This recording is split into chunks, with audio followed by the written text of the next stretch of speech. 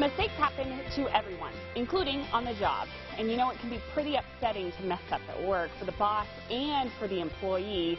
Jody Holland is in today to talk about what happens when an employee makes a mistake. So not only what happens when, but how to correct it so it doesn't happen again in the future. Yeah, in my trainings, I call it the difference between the write-up versus the write-up. So the W-R-I-T-E versus the R-I-G-H-T. In the end, our objective is to get the employees to act the right way, so we're looking for the right behaviors and the right outcomes. So as a mistake happens, what you're really trying to uncover is, can I create personal responsibility for that individual so that the next time they do something better? So 3 questions you have to ask. Question number 1, can you walk me through what happened? We want to know specifically what the person did so that we can make it better next time. Question number 2, at what point could you have made a different choice? So making that different choice goes back to the fact that on those steps along the path to achieve the wrong result, they could have made a better decision at some point in there. So as soon as they identify that, that's known as a point of attribution or explanation.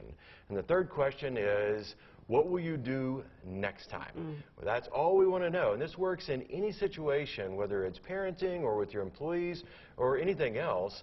Ultimately, when we get someone to own their behaviors and own their next steps, we've created personal responsibility and the mistake doesn't happen again.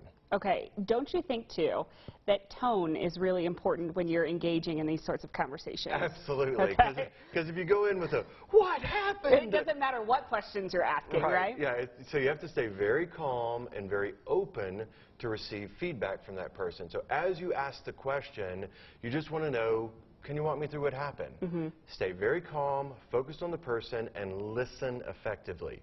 If you do that, they'll actually tell you what happened, which is important. So, go ahead. I think that's really, really valuable. And we've talked about listening effectively, too. So these are ways to sort of incorporate all of these things together, right? Absolutely. And in the end, the most impactful thing that you'll get from a person is, do they own their behaviors? If I have an internal locus of control, or I control my choices, I will have a greater likelihood of success. So everything works out better. I like it. Okay, let's talk about Learn to Lead. That's still coming up, and you're still taking enrollments, right? We are still taking enrollments. That comes up on August the 14th. It's from 9 to 12:30. It'll be once per month for 12 months. It's a partnership with Amarillo College downtown.